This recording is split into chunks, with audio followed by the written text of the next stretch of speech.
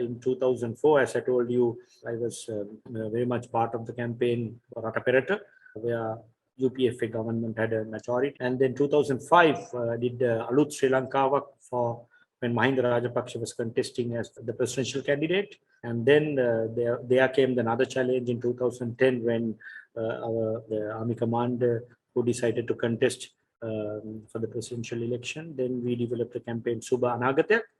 Then the next election, I must say that we didn't have a role to play in 2014.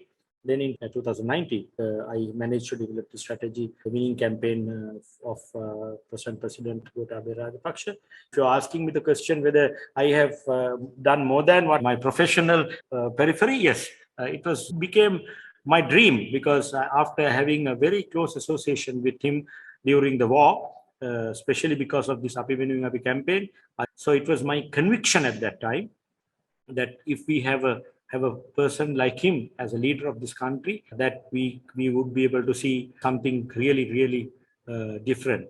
I must say that I am very much responsible for creating this very high expectation, probably as a last chance for the nation in our communication, the way we pitched it. If I am to say whether it has happened or no, Rohanta, I know that you're itching to ask me this question. I would say it has not happened, and it is not to my happiness or most of our happiness.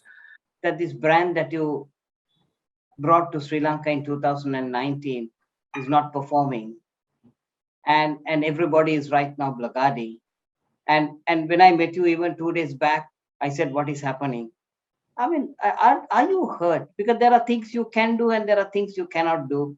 I know that in your own heart, I know you have tried your best to, in your own way, to see what change you can do. Well, no, I'm sure you must be hurt. Forget disappointment. I think you're hurt. I'm really hurt. I would say that very openly.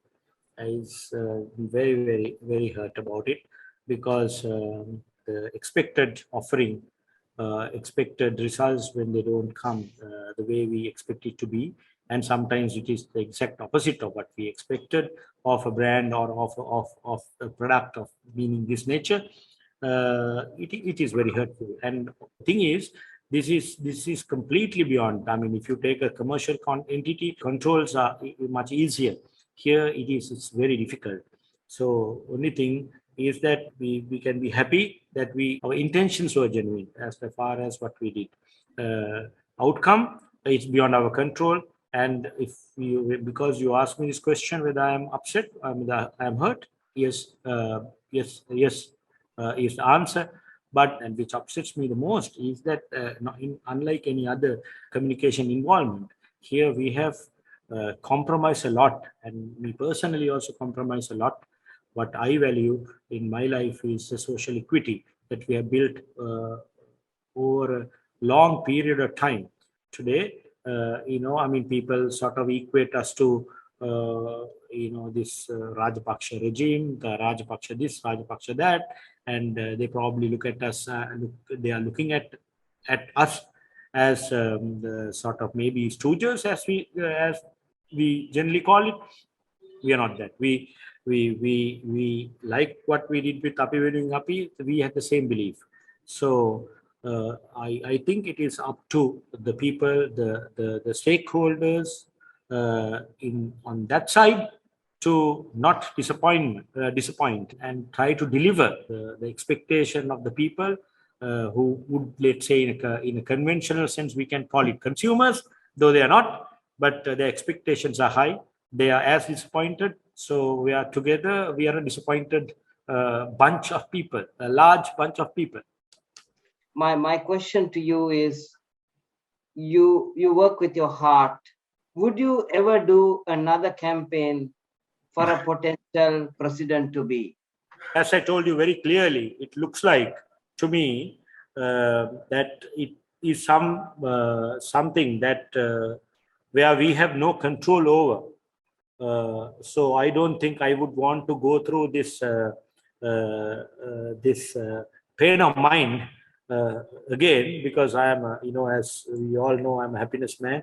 So I don't want to take that kind of responsibility of doing campaigns of that nature. I mean, become part of that kind of responsibility. I wouldn't.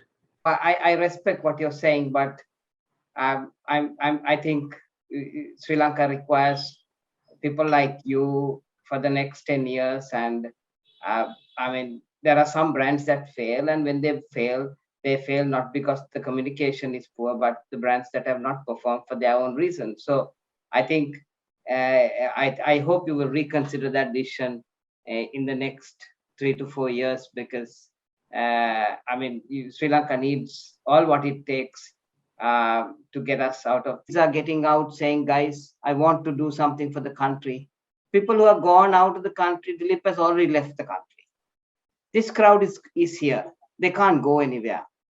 But then the question is that, they can pay only 50,000 rupees if they go out of the country for a week, and 75,000 on debit card.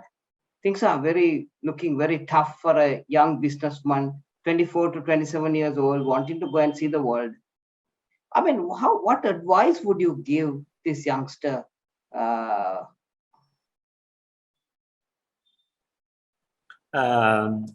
Rwanda, this is a very, very emotional, I would say, quotient, because see, when you know you can do something, when you can't do it because of a reason that you have no control over.